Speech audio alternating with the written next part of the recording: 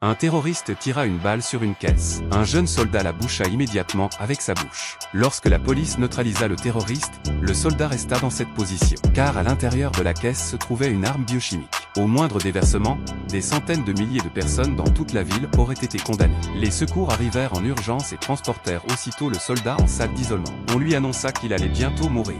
Alors, il inspira profondément et avala tout le gaz toxique. Ses camarades vinrent un à un dans la salle pour lui dire un dernier adieu. Mais contre toute attente, 24 heures plus tard, le médecin entra, éteignit tous les appareils et le chassa de la chambre.